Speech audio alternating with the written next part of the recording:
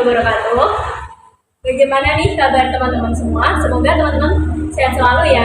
Pada kesempatan kali ini, kami dari kelompok 5 akan membawakan podcast mengenai ragam sasaran dakwah. Adapun di sini ada narasumber kita. Silakan Kak, bisa diperkenalkan.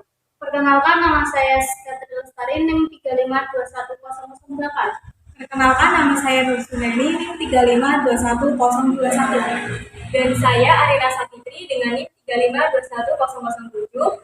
Saya di sini selaku moderator.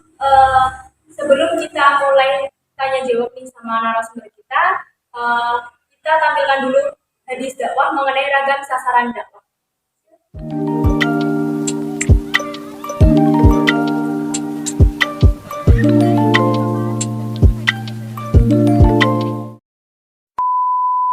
Yaitu tadi adalah hadis mengenai ragam dakwah sasaran. Sebelum kita tanya-tanya, saya akan membacakan terlebih dahulu mengenai biografi dari Abu Musa. Abu Musa al-Asy'ari yang memiliki nama asli Abdullah bin Qais adalah seorang sahabat Nabi Muhammad SAW yang berasal dari Yaman. Sebelum bertemu dengan Rasulullah di Mekah, ada kebimbangan pada dirinya untuk mencari rezeki dan bekerja di pasar-pasar dan musim-musim yang ada di Mekah. Tetapi dengan kebimbangan inilah salah satu sebab masuknya ke dalam Islam, yaitu tatkala ia meninggalkan tanah leluhurnya yaitu Yaman menuju Mekah dan mendengar bahwa di negeri ini ada seorang Rasul yang mengajak dan menghimbau kepada tauhid dan kepada Allah dengan sesuatu yang bisa diterima akal serta dengan akal yang mulia, akhlak yang mulia.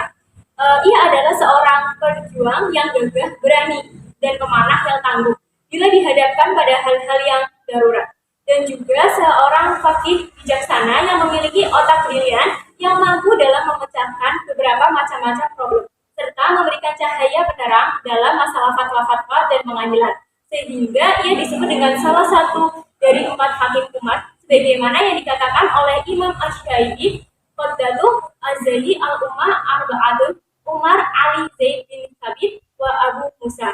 Beliau pun telah mengikuti beberapa peperangan bersama Rasulullah dalam menghadapi orang-orang musyrik, di antaranya perang Tabuk, dan setelah perang ini Nabi mengutusnya ke Yaman sebagai dai dan mu'alim serta wali.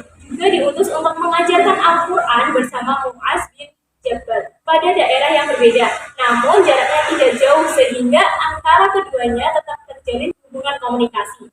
Beberapa kelebihan budi pekerti dan sifat-sifat yang mulia yang ada pada dari Abu Musa sudah diakui oleh Rasulullah sendiri, hingga beliau mendoakannya dan mengajarkan kepadanya perbendaharaan surga.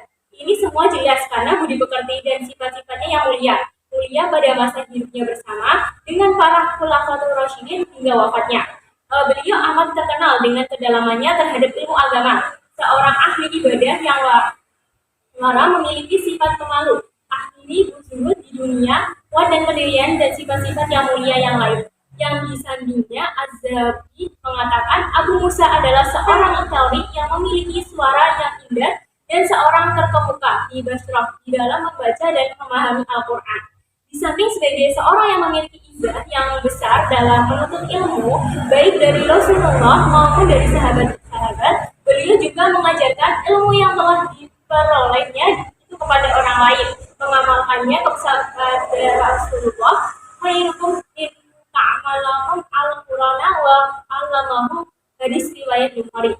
Dengan segala kemampuannya, beliau mengajar Al-Quran dan memberikan penjelasan kepada umat di setiap daerah yang didatanginya.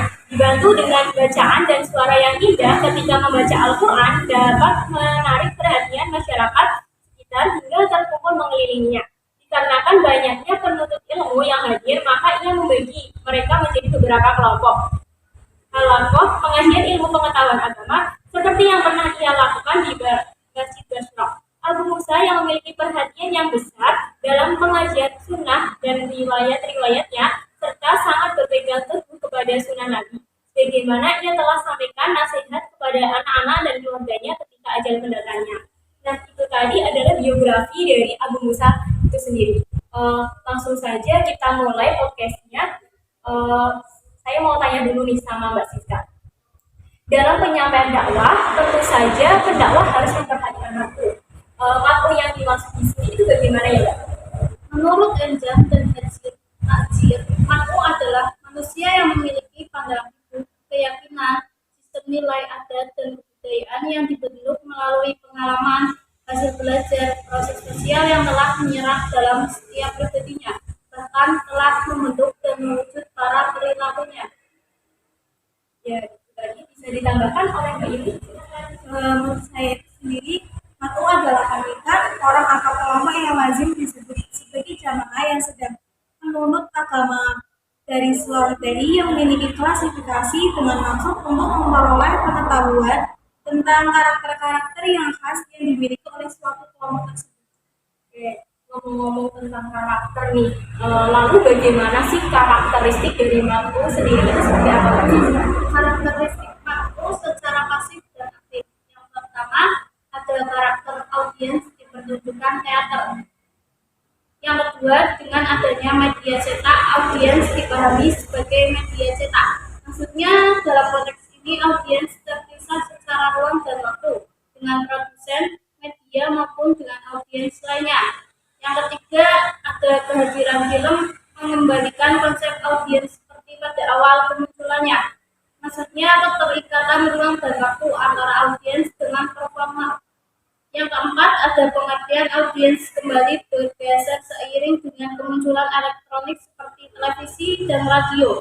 Yang kelima, audiens bermetamorfosis setelah adanya new media. Ya baik, tadi kan sudah dijelaskan nih mengenai karakteristik Matu. Lalu apa sih tujuan pendakwah di sini dalam menyampaikan dakwahnya harus memperhatikan karakter dari Matu? Tujuan pendakwah harus memperhatikan karakter matu di sini itu agar dakwah yang kita sampaikan itu dapat diterima oleh matu dan dapat tercapai secara maksimal. Ngomong-ngomong tentang Matu nih, Matu sendiri dikelompokkan menjadi apa sih, Mbak? Pengelompokan Matu berdasarkan kesediaannya untuk menerima dan menolak pesan dakwah. Matu yang bersedia menerima pesan dakwah disebut mitra dakwah. Sedangkan yang menolak pesan dakwah disebut objek dakwah. Kelompok Matu didasarkan pada keyakinan agama dan sikap mereka terhadap dakwah Islam yang menerpa mereka, terdiri dari kelompok mutakin atau mukmin, kafir dan munafik. Model pengelompokan inilah yang kiranya disinggung dalam hadis. Ada tambahan nggak nih, Mbak? Ada. Selain berdasarkan kategori tersebut, al-matu juga bisa dikelompokkan berdasarkan jenis kelamin seperti pria dan wanita, terus tingkat ekonomis kaya menengah terus miskin, terus dari segi profesi seperti petani, pedagang, seniman, guru, pegawai negeri, terus dari segi usia juga bisa dari kelompok anak-anak, remaja, orang tua, terus struktur sosial seperti priai, abangan, kategori seperti itu penting sebab terkait dengan penentuan tema atau materi yang akan disampaikan oleh pendakwah tersebut sebagai metode strategi yang akan digunakan. Lalu bagaimana pendapat para tokoh dari Muhammad Abdu sendiri, kategori Matu sendiri itu seperti apa? Yang pertama ada golongan cendekiawan yang cinta kebenaran, dapat berpikir secara kritis dan cepat dalam menangkap persoalan golongan. Terus yang kedua ada golongan awam, yaitu orang yang kebanyakan belum dapat berpikir secara kritis dan mendalam serta belum dapat mengungkap pengertian-pengertian yang tinggi. Terus yang ketiga ada golongan yang berbeda dengan kedua golongan tersebut. Mereka senang membahas sesuatu tapi hanya dalam batas waktu tertentu saja dan tidak mampu membahasnya secara mendalam. Bagaimana cara menyampaikan dakwah al-Matu kepada masing-masing al-Matu? Keteladanan dari pihak DI, maka aktivitas dakwah secara umum dilaksanakan dengan pendekatan bil al-qawl dan bil al-amal. Bil al-qawl dilakukan dengan syarat al-tabligh atau menyampaikan, al-taklim atau mengajarkan, dan al-irsyad atau menunjukkan. Cara al-tabligh dan al-taklim bertujuan untuk memberikan pencerahan kepada audiens melalui sosialisasi, internalisasi, dan eksternalisasi ajaran-ajaran agama. Di al-amal dilaksanakan dengan tadwir dan tadbir. Al-tadwir atau pengembangan ditempuh untuk upaya pengembangan masyarakat. Sedangkan terakhir adalah menata masyarakat untuk pemberdayaan mereka.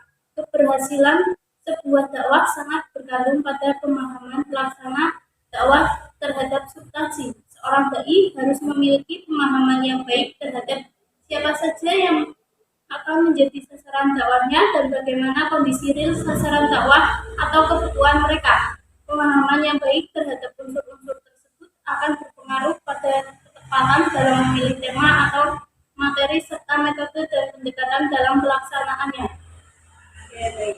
Lalu aspek apa saja yang harus dimiliki seorang dai atau penyuluh untuk mewujudkan tugas dakwah kepada masyarakatnya ini? Bisa dijelaskan? Yang pertama itu terpercaya, yaitu seorang dai harus memiliki terus atau dapat dipercaya pihak audiens sehingga apapun materi yang disampaikan memiliki nilai kebenaran yang mendorong mereka untuk melaksanakannya. Terus yang kedua, memiliki tujuan dakwah, yaitu tujuan yang jelas dari seorang dai dalam melaksanakan aktivitas dakwahnya. Terus yang ketiga, ada keikhlasan, dalam arti komitmen bahwa dakwah yang dijalankannya itu semata-mata karena Allah. Dalam setiap aktivitas dakwah dibutuhkan keinginan kuat dari seorang dai dapat menjalankan tugas dakwahnya. Komitmen ini dapat dimanifestasikan dengan ketabahan dan kesabaran seorang dai dalam menghadapi berbagai rintangan yang dihadapinya. Terus bentuk komitmen yang lain itu adalah tidak menjadikan aktivitas dakwah sebagai sarana untuk mendukung keuntungan material maupun untuk ajang perdagangan. Hal ini sebagaimana ditegaskan dalam ajaran Al-Quran yang telah dicontohkan oleh Nabi Muhammad SAW pada surat Al-Hud ayat 51, terus Al-Furqan ayat 57, dan As-Saff ayat 86. Ada tambahan dari Tiga ayat ini menyatakan bahwa dakwah Nabi dilaksanakan bukan untuk meraus materi dari manusia, melainkan dari perbuatan. Adalah modal yang sangat penting bagi seorang dai ajaran dari Allah. Keempat, leadership atau kepemimpinan. Artinya seorang dai layak menjadi panutan bagi audiens.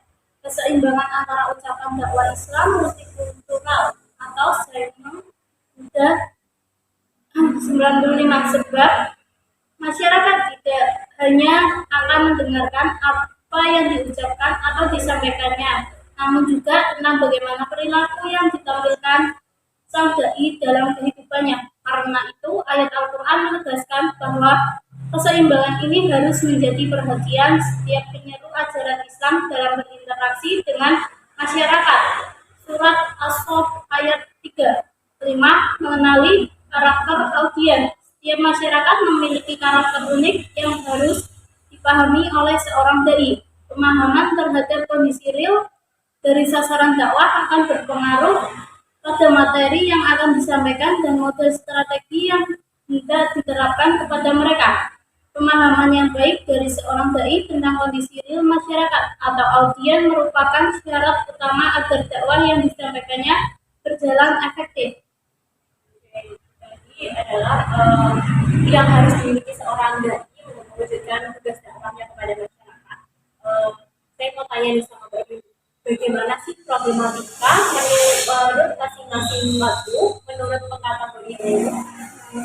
Ada tiga. Yang pertama itu tanah yang mendatangkan manfaat bagi dirinya sendiri dan juga bermanfaat bagi orang lain. Tanah ini menahan air, menjadikan danau sehingga dapat dimanfaatkan oleh dirinya juga orang lain. Tanah seperti ini adalah sebagai sasaran dakwah yang baik. Ia juga bisa menerima dakwah, bahkan kemudian bisa memberi manfaat kepada orang lain. Sasaran dakwah ini bisa dikatakan relatif tidak menyusahkan para pendakwah sehingga tidak begitu banyak problem. Yang kedua, ada tanah yang bisa subur tapi tidak sampai menjadi danau. Ini adalah tipe sasaran dakwah yang bisa mengambil pelajaran untuk dirinya sendiri namun belum bisa memberi manfaat kepada orang lain. Lalu yang ketiga, ada tanah tandus dan keras yang jika terkena air hujan tidak bisa menyerap dan hanya terlalu saja. Ini adalah tipe sasaran dakwah yang tidak mau menerima pembelajaran, bisa jadi karena kesombongan atau yang lain. Oke, saya mau tanya nih sama Mbak Siska, bagaimana perbedaan manusia sebagai makhluk jika dilihat dari sisi psikologis? Dalam Al-Quran, ciri orang yang matang dalam beragama antara lain sangat cinta kepada Allah Surat Al-Baqarah ayat 165. Beriman kepada semua nabi. Surat Al-Baqarah ayat 136. Memiliki keimanan yang mantap dan senantiasa beribadah dan mengabdikan diri kepada Allah. Surat Al-Baqarah ayat 194. Setia kepada janji. Surat Al-Baqarah ayat 177. Jadi manusia sebagai makhluk itu jika dilihat dari psikologisnya itu sudah ada ya dalam Al-Quran. Saya mau tanya nih terakhir ya sama Mbak Siska. Dalam melaksanakan aktivitas dakwah, jadi juga menghadapi problem tentunya dong. Sebagaimana yang tadi sudah dijelaskan, mereka juga kadang menemukan problem yang pada diri makhluk. Problem seperti apa sih Mbak yang ada pada diri makhluk itu? Yang pertama, karena perbedaan persepsi. Sasaran dakwah mempunyai kepercayaan dan pandangan yang berbeda-beda. Hal ini merupakan suatu problematika yang umum dijumpai dalam aktivitas dakwah. Ini mungkin bisa terjadi akibat dari sifat heterogen manusia yang berlatar belakang pengetahuan serta pengalaman yang berbeda, sering menerima pengalaman yang sama, namun dalam perspektif yang berbeda. Dalam konteks ini diperlukan kemampuan dai dalam mempelajari latar belakang para makhluk yang akan diajak berkomunikasi. Di samping itu harus mampu berempati, melihat situasi dari sudut pandang orang lain, dan menunda reaksi sampai mempertimbangkan informasi yang relevan yang akan mengurangi keraguan. Itu tadi dari Mbak Siska ya. Untuk Mbak Yuni sendiri ada tambahan? Ada juga reaksi emosional. Yang dimaksud itu dalam hal ini adalah reaksi spontan al-matu. Bisa dalam bentuk marah, benci, mempertahankan persepsi, malu, takut. Terus pendekatan yang terbaik untuk mengatasi reaksi emosional seperti ini itu adalah dengan memberikan pemahaman secara sadar dan bijaksana kepada sasaran dakwah. Jadi problem pada diri al-matu itu ada dua ya Mbak, ada reaksi persepsi dan juga reaksi emosional. Baik, mungkin itu saja tanya jawab kita nih sebelum kita tutup. Saya akan membacakan terlebih dahulu masalah kesimpulannya. Adapun kesimpulan dari podcast pada kali ini yaitu matu adalah objek sasaran dalam dakwah. Matu termasuk salah satu faktor yang menjadi keefektifan dalam dakwah. Dalam berdakwah, dai perlu memperhatikan macam-macam matu yang meliputi pengelompokan matu dari kesediaan penerima dan penolak dakwah. Pengelompokan berdasarkan jenis kelamin, pria dan wanita, tingkat ekonomis, kaya, menengah, dan miskin, profesi seperti petani, pedagang, seniman, guru, pegawai negeri, dari segi usia seperti kelompok anak-anak, remaja, dan orang tua. Struktur sosial seperti priai, agama, dan santri. Pengkategorian seperti ini penting terkait dengan penentuan tema atau materi yang akan disampaikan oleh pendakwah dan juga metode strategi serta teknik yang akan digunakan. Cara menyampaikan dakwah tadi sudah dijelaskan oleh kedua narasumber kita dengan pendekatan bil qaul dan bil al-amal. Bil al-qaul dilakukan dengan cara al-tabligh menyampaikan, al-ta'lim mengajarkan, dan al-irsyad menunjukkan, at-takbir pengembangan ditempuh untuk upaya pengembangan masyarakat. Sedangkan at-tadbir adalah menata. Aspek yang harus dimiliki dai untuk mewujudkan tugas dakwah kepada masyarakat diantaranya terpercaya, memiliki tujuan dakwah, keikhlasan, leadership atau kepemimpinan, mengenali karakter audiens. Mungkin itu saja yang dapat kelompok kami sampaikan. Kurang lebihnya mohon maaf. Wabillahi taufiq wal hidayah. Wassalamualaikum warahmatullahi wabarakatuh.